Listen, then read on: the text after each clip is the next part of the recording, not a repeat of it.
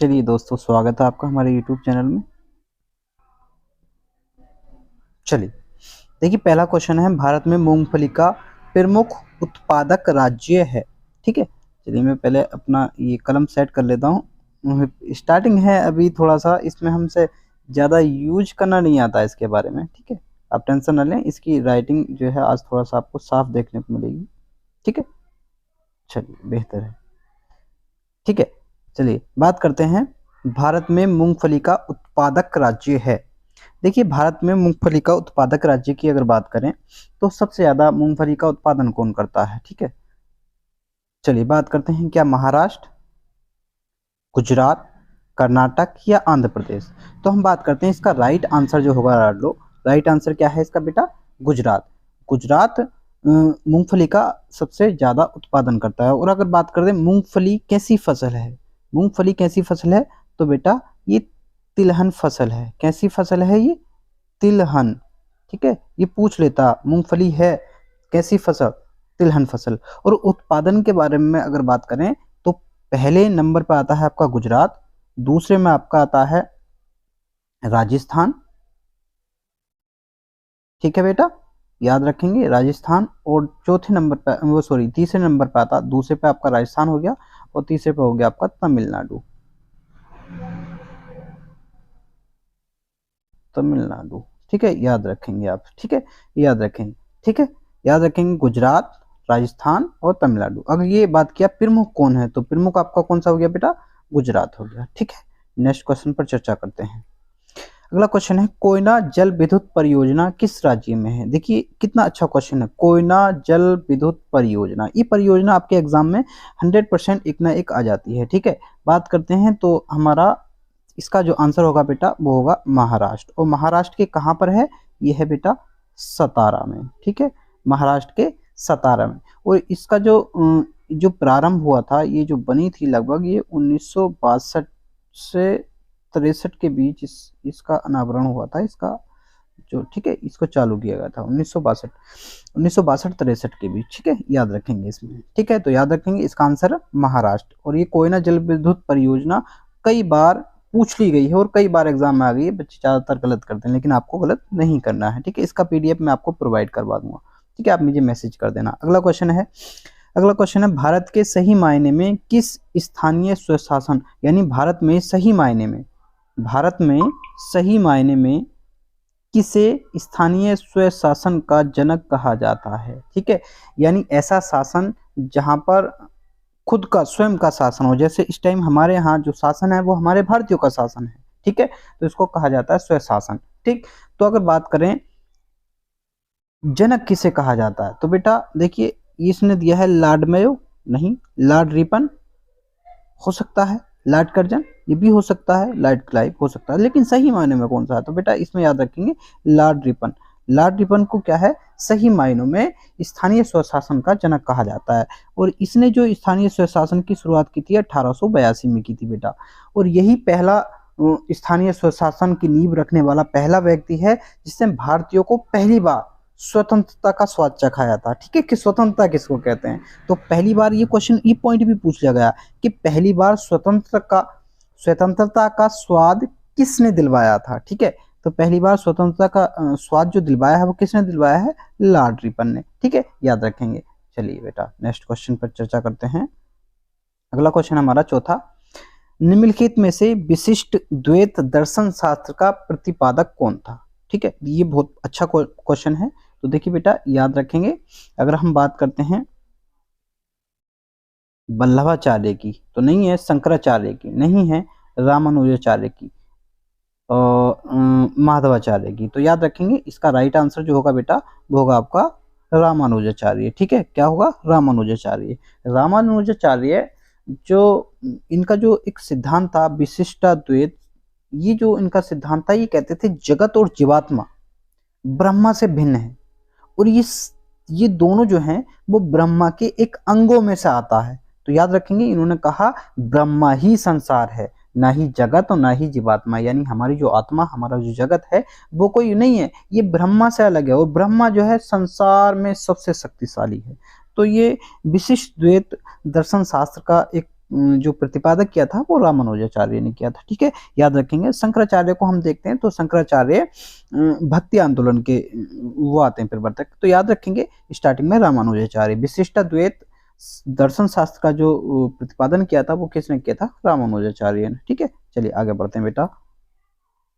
पांचवा क्वेश्चन है हमारा, निम्नलिखित में से कौन व्यवसाय के आधार पर जुलाहा थे। बहुत अच्छा, कई बार क्वेश्चन पूछ लिया ये। देखिए आपने कबीर के बारे में बहुत बार पढ़ा होगा, ठीक है, कबीर, ठीक है। कबीर कौन थे, एक अपनी जात से ही जुलाहा थे बेटा, ठीक है, जुलाहा, ठीक है, याद रखेंगे जुलाहा थे।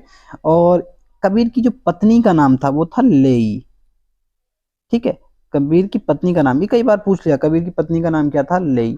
और इनके बच्चों का अगर नाम पढ़ते हैं तो इनका एक पुत्र था जिसका नाम कमल था, और एक पुत्री थी जिसका नाम कमली था। ये कमाली भी आता है कहीं कहीं, कमली या कमाली, ठीक है, याद रखेंगे, ठीक। तो चलिए आगे बढ़ते हैं। इसको क्वेश्चन को, बहुत अच्छा क्वेश्चन है, इसको मिस नहीं करना है।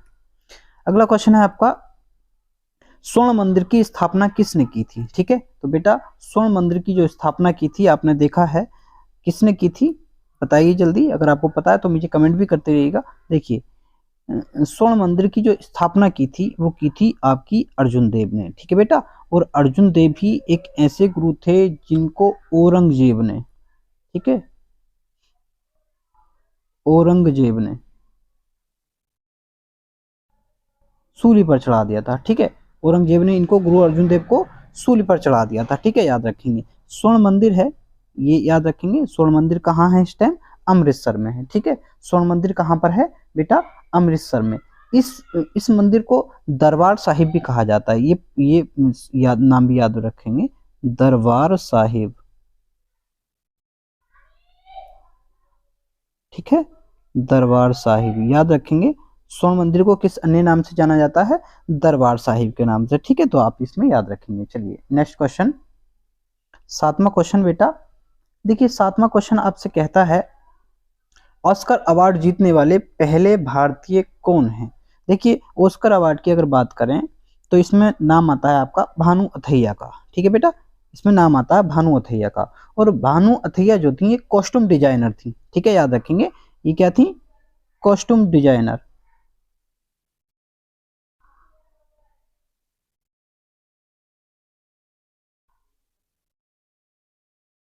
कॉस्ट्यूम डिजाइनर थी बेटा, ठीक है, याद रखेंगे, डिजाइनर, ओके। और इन्होंने जो अपनी कॉस्ट्यूम डिजाइनर की जो शुरुआत की थी, और ये ऑस्कर अवार्ड जो जीता था बेटा वो जीता था 1983 में, ठीक है, याद रखेंगे 1983 में, ठीक है। बहुत अच्छा क्वेश्चन है ये, आपके लिए पूछ लेता है बहुत ज्यादा, मैं इसलिए आपके लिए छांट छांट कर क्वेश्चन लेकर आया हूँ क्योंकि संभावना जिसकी ज्यादा हो, ठीक है बेटा। चलिए नेक्स्ट क्वेश्चन की, क्वेश्चन नंबर 8। क्वेश्चन नंबर 8 देखेंगे, विश्व की पहली महिला प्रधानमंत्री कौन थी। तो बेटा आपको याद रखना है श्रीमाओ भंडार नायके, और ये कहाँ की थी बेटा, श्रीलंका, ठीक है बेटा, ये आपको याद रखना है, श्रीलंका की थी ये, ठीक है। और उसके बाद कौन दूसरी अगर बात करेंगे तो दूसरी, ये दूसरी थी, ठीक है बेटा, ये दूसरी थी। विश्व की दूसरी की अगर बात करेंगे तो दूसरी कौन थी, दूसरी बेटा आपकी इंदिरा गांधी थी, ठीक है, दूसरी इंदिरा गांधी। और पहली, पहली और ये दूसरी, याद रखेंगे, ठीक है। तो विश्व की पहली श्रीमाओ भंडार नायके जो कहाँ की थी, श्रीलंका की, और दूसरी कहाँ की थी, भारत की, जो इंदिरा गांधी है, देखते हैं, ठीक है। चलिए बहुत शक्तिशाली प्रधानमंत्री रही हैं। सबसे बड़े क्षेत्रफल वाला भारतीय राज्य है, देखिए, ठीक है, बहुत अच्छा क्वेश्चन आया है।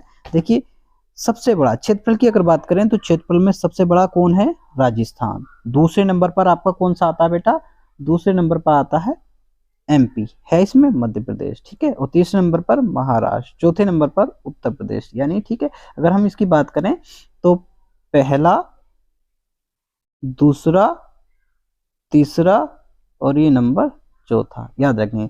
सबसे बड़े क्षेत्रफल वाला अगर राज्य आ जाए, भारतीय राज्य, तो याद रखेंगे पहला राजस्थान, दूसरा मध्य प्रदेश, तीसरा महाराष्ट्र और चौथा उत्तर प्रदेश का नाम आता है, ठीक है, याद रखेंगे। चलिए नेक्स्ट क्वेश्चन, 10वां क्वेश्चन की हम तरफ चलते हैं। विजयनगर राजवंश की राजधानी हम्पी किस नदी के किनारे स्थित थी। ये बहुत अच्छा क्वेश्चन है, ठीक है।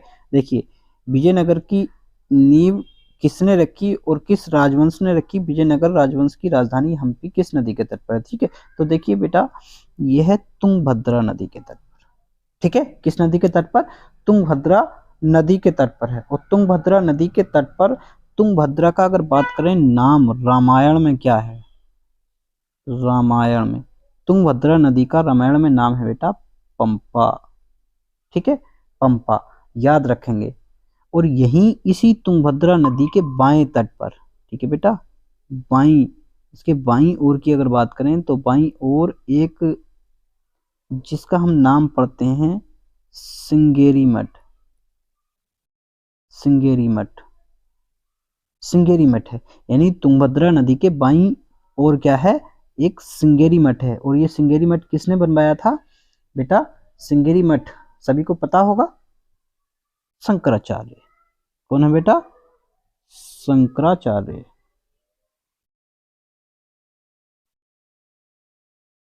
ठीक है, याद रखेंगे। बहुत अच्छे क्वेश्चन है, आप वीडियो को लाइक भी करते चलिएगा और पढ़ते भी चलिएगा। तो याद रखेंगे विजयनगर राजवंश की जो राजधानी हम्पी किस नदी के तट पर थी? तुंगभद्रा नदी के तट पर थी। ठीक है, और तुंगभद्रा नदी किस में मिल जाती है और किन राज्यों के बीच बहती है, ये आपको बता दिया जाए। देखिए तुंगभद्रा जो नदी है बेटा, तुंगभद्रा नदी आपका कर्नाटक, कर्नाटक और आपका आंध्र प्रदेश में,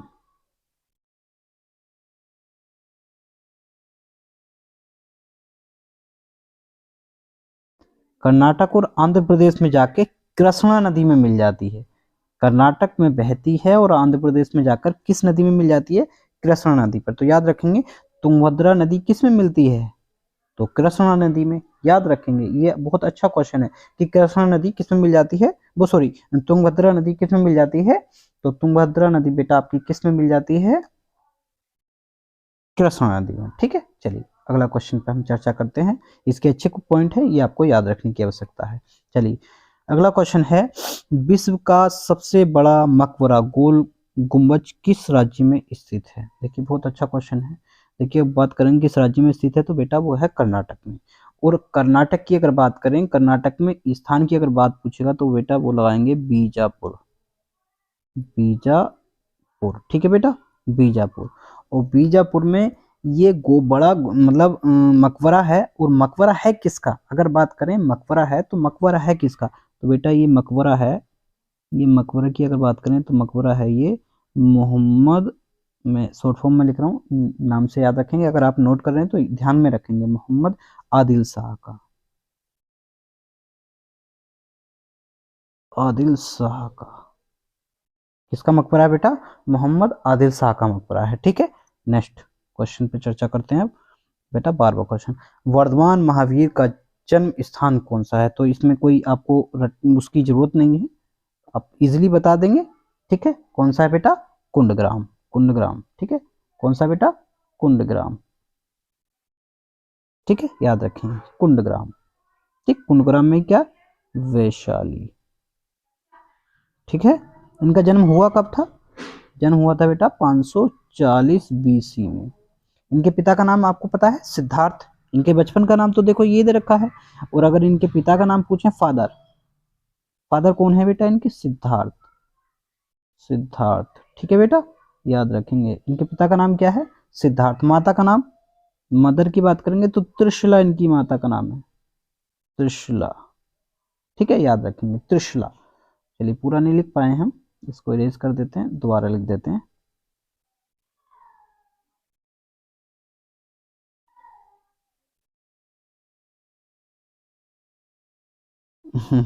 थोड़ा सा डिजिटल है, थोड़ा सा चलाने में। माता, माता की अगर बात करते हैं तो माता, माता का नाम था इनकी त्रिशला। ठीक है, और पत्नी का नाम था इनकी यशोदा। ये पत्नी थी इनकी। और पुत्री भी थी इनकी एक पुत्री, पुत्री थी इनकी अड़ोजिया। इनका कहीं नाम मिलता है, कहीं अड़ोजिया भी आता है, कहीं प्रियदर्शिना आता है। ठीक है, तो इसमें याद रखेंगे। कहीं अलोज्य भी, कहीं प्रियदर्शना भी इसका नाम देखने को मिलता है। ठीक है, चलिए तो याद रखेंगे इनका जन्म कहाँ हुआ था, कुंडग्राम वैशाली में। इनका जन्म कब हुआ था, 540 बीसी में। इनके पिता का क्या नाम था, सिद्धार्थ। इनकी माता का नाम त्रिशिला। इनकी पत्नी का नाम यशोदा। इनकी पुत्री थी, पुत्री का नाम अनुजा। इनका एक दामाद भी था, दामाद था जमाली, ये भी आप याद रखेंगे। ठीक है, दामाद का क्या नाम था, जमाली। अगर अच्छा मृत्यु आ गई, मृत्यु कहाँ हुई थी इनकी, तो मृत्यु के संबंध में याद रखेंगे, मृत्यु कहाँ हुई थी, मृत्यु हुई थी इनकी पावापुरी में। ठीक है बेटा, पावापुरी, लो यहाँ लिख देता हूँ, पावापुरी में। ठीक, चलिए नेक्स्ट क्वेश्चन पर अब चर्चा करते हैं। मानव शरीर में सबसे बड़ी ग्रंथि। ठीक है बेटा, अब अगला क्वेश्चन है 13वां क्वेश्चन, मानव शरीर की सबसे बड़ी ग्रंथि। तो देखो सभी को पता होगा इसका जवाब, तो क्या है, यकृत। क्या है बेटा, यकृत। मानव शरीर की सबसे बड़ी ग्रंथि क्या है, यकृत। अगर बात करते हैं इसका वजन कितना है, वजन की बात करें यकृत का, तो यकृत का वजन होता है बेटा 1 से 2 किलो। ठीक है बेटा, 1 से 2 किलो तक। ठीक, याद रखेंगे। और मानव शरीर की अगर बात करें हम, सबसे छोटी ग्रंथि कौन सी है बेटा, ये तो सबसे बड़ी हो गई, ये सबसे बड़ी ग्रंथि होगी। अगर सबसे छोटी की बात करें, सॉरी, सबसे छोटी की बात करें बेटा, तो सबसे छोटी ग्रंथि का नाम है बेटा पीनियल ग्रंथि। पीनियल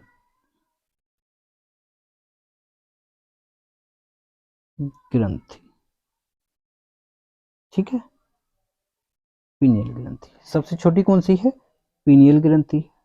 ठीक है, सबसे छोटी कौन सी है बेटा, पीनियल ग्रंथि। याद रखेंगे, सबसे छोटी कौन सी है बेटा, पीनियल ग्रंथि। सबसे छोटी पीनियल ग्रंथि और सबसे बड़ी यकृत। ठीक है, नेक्स्ट क्वेश्चन, क्षय रोग से किस अंग को प्रभावित करता है, यानी क्षय रोग, क्षय की अगर बात करें, हिंदी में लिखा क्षय रोग, इसको जिसको हम बोलते हैं टीवी, ट्यूबरक्लोसिस। याद रखेंगे, ट्यूबरक्लोसिस।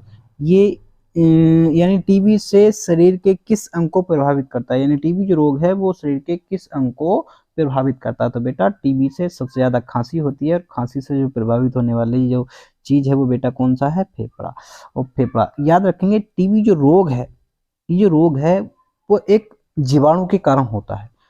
टीबी जो रोग है, ये रोग किससे होता है, जीवाणु से, जीवाणु द्वारा होता है। ये जो रोग होता है बेटा जीवाणु, और इस जीवाणु का जो नाम है बेटा, वो नाम है आपका माइक्रो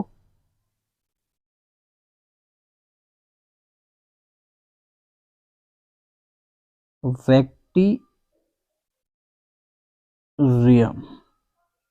माइक्रोबैक्टीरियम जीवाणु का नाम है बेटा। ठीक है, ये टीबी जो रोग है माइक्रोबैक्टीरियम जीवाणु के द्वारा होता है। ठीक है, याद रखेंगे। यानी अगर पूछ लिया जाए जो क्षय रोग है वो विषाणु से होता है कि जीवाणु से, तो जीवाणुओं से होता है। ठीक है, और कौन सा जीवाणु का नाम क्या है, माइक्रोबैक्टीरियम जीवाणु। और कौन सा अंग प्रभावित होता है बेटा, फेफड़ा। ठीक है, और अगर बात कर लें इसकी बात करें तो पीलिया, पीलिया से होता है आपका यकृत। और अगर बात करते हैं हार्ट अटैक जो होता है, अटैक जो होता है आपको, अटैक होता है बेटा हृदय से। तो याद रखेंगे पीलिया यकृत से प्रभावित होता है, और अटैक होता है तो उससे हृदय। और किडनी का आप नॉर्मल याद रखेंगे, किसी के जो किडनी फेल होती हैं तो उससे मतलब खान पीन उसका बंद हो जाता है, याद रखेंगे। तो आप इसमें ध्यान रखने वाली बात यह है कि टीबी जो रोग है वो जीवाणु से होता है, उसका नाम है माइक्रोबैक्टीरियम। और इससे कौन सा अंग प्रभावित होता है बेटा, इससे अंग प्रभावित होता है आपका फेफड़ा। चलिए नेक्स्ट क्वेश्चन की तरफ चलते हैं। अगर आपको मजा आ रहा हो तो बिल्कुल सेशन को शेयर करते रहिएगा, और वीडियो को लाइक भी करते रहिएगा। ठीक है, 15वां क्वेश्चन है। 15वां क्वेश्चन है, निम्नलिखित में से कौन सी राष्ट्रीय आय के मापन की विधि नहीं है, इसमें बात कर रहा नहीं है। अगर राष्ट्रीय मापन की विधि की बात करें तो राष्ट्र आय जो है, आय भी राष्ट्रीय मापन में वो होती है। निवेश, जो हम निवेश करते हैं वो भी राष्ट्रीय में काउंट होता है। व्यय, खर्चा भी हमारा, यानी आय हुई, व्यय हुआ, निवेश हुआ, ये सब काउंट होता है। और बेटे मूल्य वर्धित विधि जो है, ये मूल्य वर्धित क्या है ये हमें समझने की जरूरत है। ठीक है, तो मैं इसकी परिभाषा, काफी डेफिनेशन लंबी है, मैं आपको इसको एक मोटे तौर पर समझा देता हूँ। मूल्य वर्धित विधि क्या है, देखो जैसे एक संगठन है, मेरा एक संगठन है और मैं उससे अपना जो उत्पादन करता हूँ, उससे जो उत्पादन करता हूँ और उसका जो कच्चा माल होगा, उसके माल का जो मूल्य तय करूंगा, वो जो सिस्टम होगा यानी वो जो प्रक्रिया होगी वो क्या कहलाएगी, मूल्य वर्धित विधि कहलाएगी। यानी मेरा एक संगठन है, अगर मैं अपने संगठन द्वारा जो उत्पादन होगा, यानी मेरे संगठन द्वारा जो उत्पादन होगा उसका जो उपयोग कच्चे माल के मूल्यों को तय करने में किया जाएगा, वो मूल्य वर्धित कहलाएगा। तो याद रखेंगे इसमें जो नहीं है वो पूछा है मूल्य वर्धित। ठीक है, नेक्स्ट क्वेश्चन बेटा। नेक्स्ट क्वेश्चन है, किस मंडल में वायुयान उड़ाने की आदर्श दशा पाई जाती है। देखिए वायुमंडल किस में उड़ता है, तो आपको याद रखना है, सिंपल सा है। देखिए क्षोभ मंडल, अगर बात करते हैं हम क्षोभ मंडल की, ठीक है, अगर बात करते हैं बेटा हम क्षोभ मंडल की, तो क्षोभ मंडल क्या सबसे निचली परत है,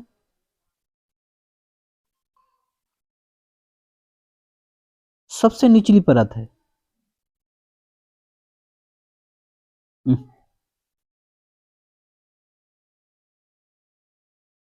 सबसे निचली परत, क्षोभ मंडल क्या है, सबसे निचली परत है।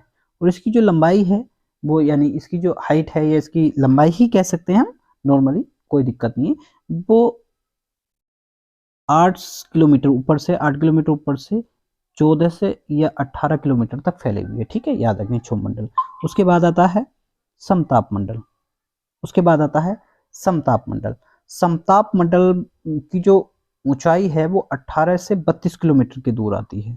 ठीक है, याद रखेंगे ये 18 से 32 किलोमीटर की दूरी है इसके ऊपर तक। ठीक है, ओजोन मंडल है, ओजोन मंडल ये समताप मंडल, ओजोन मंडल का 90% भाग जो है बेटा वो समताप मंडल में पाया जाता है। और ये जो होती है लगभग 10 किलोमीटर मोटी होती है बेटा, कितनी, 10 किलोमीटर मोटी होती है। ठीक है, याद रखेंगे इसका 90% भाग किस में पाया जाता है, समताप मंडल में पाया जाता है। तो अब पूछा गया है क्वेश्चन कि किस वायुमंडल में, वो सॉरी किस मंडल में वायुयान उड़ाने की आदर्श दशा पाई जाती है। तो याद रखेंगे इसका आंसर जो करेक्ट होगा बेटा वो होगा समताप मंडल। ठीक है, आगे नेक्स्ट क्वेश्चन पर हम चर्चा करते हैं, क्वेश्चन नंबर 17। ठीक है, क्वेश्चन नंबर 17, ईसीजी का प्रयोग। ठीक है, ईसीजी का प्रयोग, सॉरी ईसीजी का प्रयोग किस गतिविधि दर्ज करने, यानी किसकी गतिविधि दर्ज करने में किया जाता है। ठीक है, याद रखेंगे तो ईसीजी को हम बोलते हैं इलेक्ट्रोकार्डियोग्राफ। ठीक है, इलेक्ट्रो सॉरी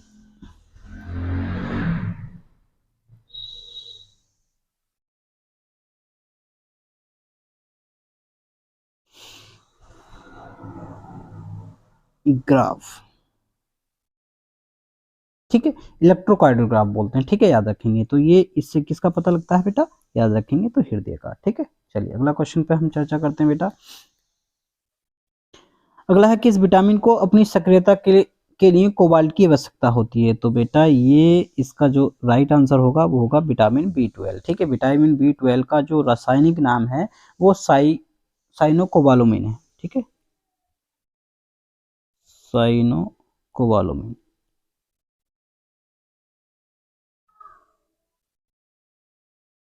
साइनोकोबालामिन। ठीक है, चलिए नेक्स्ट क्वेश्चन पर हम चर्चा करते हैं बेटा। 19 में है, निम्नलिखित में से कौन सा राजकोषीय नीति का साधक नहीं है। देखिए राजकोषीय नीति का साधक क्या नहीं होता है, इस पर हम चर्चा करते हैं। क्या बैंक दर, नहीं है पूछा। सरकारी व्यय बिल्कुल होता है, सरकारी खर्च बिल्कुल राजकोषीय खर्च है ये। कर टैक्स बिल्कुल राजकोषीय खर्च है। लाइसेंस फीस बिल्कुल राजकोषीय है, नहीं है पूछा है, तो नहीं है पूछा बेटा, कौन सा नहीं है, बैंक दर। ठीक है, नेक्स्ट क्वेश्चन। अगला क्वेश्चन है, मूल लागत किसके बराबर होती है। तो देखिए बेटा ये फॉर्मूला है, मूल लागत जो हमारी परिवर्तित लागत होती है, परिवर्तित लागत प्लस जो प्रशासनिक लागत है उसके बराबर होती है। ठीक है, तो मूल लागत किसके बराबर होती है, तो इसमें ऑप्शन हमें मिला परिवर्तित लागत में प्रशासनिक लागत का योग, यानी ठीक है परिवर्तित लागत प्लस प्रशासनिक लागत, इसके बराबर क्या होता है, मूल लागत होती है। मूल लागत, मूल लागत, मूल लागत किसके बराबर होगी, ठीक है, याद रखेंगे। तो इसका आपका राइट आंसर जो है बेटा वो है क्वेश्चन नंबर ए, वो सॉरी ऑप्शन नंबर ए। बात करते हैं उच्चतम न्यायालय के न्यायाधीशों की नियुक्ति कौन करता है, ठीक है, याद रखेंगे। तो आपको पता होगा इसका आंसर कि भाई राष्ट्रपति हाईकोर्ट के मुख्य न्यायाधीशों की नियुक्ति करता है, ठीक है, लेकिन किस आर्टिकल के तहत करता है? तो बेटा आर्टिकल जो आता है बेटा आर्टिकल 217 के तहत, ठीक है, आर्टिकल 217 के तहत राष्ट्रपति के पास ये पावर होती है कि वो हाईकोर्ट के मुख्य न्यायाधीशों की नियुक्ति करे, ठीक है, याद रखेंगे। चलिए अगला पॉइंट, अगला क्वेश्चन हम जल्दी से देखते हैं। आप इसको वीडियो को लाइक और शेयर जरूर करना, ठीक है। राज्य नीति के निदेशक सिद्धांत के साथ भारतीय संविधान का कौन सा भाग संबंधित है? यानी राज्य के नीति के निदेशक सिद्धांत के साथ भारतीय संविधान का कौन सा भाग संबंधित है? तो देखिए राज्य के नीति निदेशक तत्व जो आते हैं वो भाग 4 में आते हैं बेटा, ठीक है, भाग 4 में, ठीक है, याद रखेंगे भाग 4 में, ठीक है। अगला क्वेश्चन 23, भारतीय नागरिक के कितने मौलिक कर्तव्य हैं? तो देखिए भारतीय नागरिकों के जो मौलिक कर्तव्य हैं, जो हमारे मौलिक कर्तव्य हैं, जो हमें होना चाहिए वो 11 हैं बेटा, ठीक है, वो कितने हैं बेटा? 11 हैं। अगर बात करते हैं कि मौलिक कर्तव्य किसकी अनुमति के दौरान जोड़े गए थे, ठीक है, यानी किसकी अनुशंसा पर जोड़े गए, तो याद रखेंगे ये 42वें संविधान संशोधन द्वारा बेटा, 42वां संविधान संशोधन था, 42वां संविधान संशोधन था और 1976 में, 1976 में, ठीक है, याद रखेंगे 1976 में, ठीक। ये 42वें संविधान संशोधन और सरदार स्वर्ण सिंह समिति की सिफारिश पर और किस में रखे गए? भाग 4 के में रखा गया और अनुच्छेद 51 के में, ठीक है, ये भाग 4 के 51 के में भारत के मौलिक कर्तव्य शामिल हैं, ठीक है। अगला क्वेश्चन है आपका 24वां, डायनासोर थे, तो ये देखिए बहुत अच्छा क्वेश्चन है, डायनासोर थे, और याद रखेंगे डायनासोर का जो आपको बता दें ध्यान रखने वाली बात है, डायनासोर को जो यूनानी भाषा में कहा जाता है बेटा, यूनानी, डायनासोर को यूनानी भाषा में छिपकली कहा जाता है।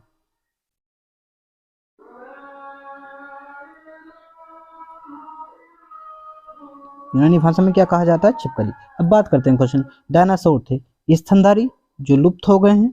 नहीं, स्तनधारी तो नहीं थे। विशाल शाकाहारी, देखो शाकाहारी थे ही नहीं, ये तो गलत हो जाएगा, ठीक है, ये भी गलत हो गया और आपका ये भी गलत हो गया। अंडा देने वाले थे, लेकिन अंडा देने वाला स्तनधारी नहीं होता है, तो क्या बचा? सरीसृप जो लुप्त हो गए, ठीक है, ये सरीसृप थे, डायनासोर क्या थे बेटा? सरीसृप थे, ठीक है, याद रखेंगे। लास्ट क्वेश्चन की तरफ हम बढ़ते हैं, अमेजनी वन है, देखिए अमेजनी वन है तो उष्ण कटिबंधीय वर्षा वन, अमेजनी वन जो है उष्ण कटिबंधीय वर्षा वन है, और बेटे ये अमेजन जो वन है इनको पृथ्वी का, ठीक है, याद रखेंगे, इन्हें पृथ्वी का फेफड़ा भी कहा जाता है, पृथ्वी का फेफड़ा, पृथ्वी का फेफड़ा किसे कहा जाता है? अमेजन वनों को, ठीक है, याद रखेंगे। और इसमें आता है शीतोष्ण वन, शीतोष्ण वन कैसे होते हैं? शंकुधारी,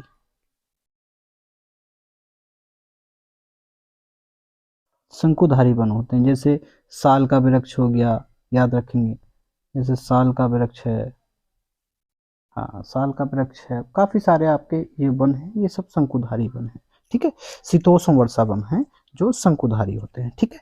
चलिए अगर आपको वीडियो पसंद आई हो तो प्लीज लाइक करिएगा और चैनल को भी सब्सक्राइब करिएगा, अपने यार दोस्त से भी कहिएगा कि वो चैनल को सब्सक्राइब करें, और अगले आपके लिए और अगले 25 क्वेश्चन और इम्पोर्टेंट लेकर आने वाला हूँ, ठीक है, तो इसलिए डटे रहिएगा, देखिए मेहनत अच्छी तरह से करिएगा ताकि आपका नंबर आए, आपको भी लगे कि हाँ वाकई हमने मेहनत की है, ठीक है बेटा। चलिए बने रहिएगा हमारे साथ, धन्यवाद।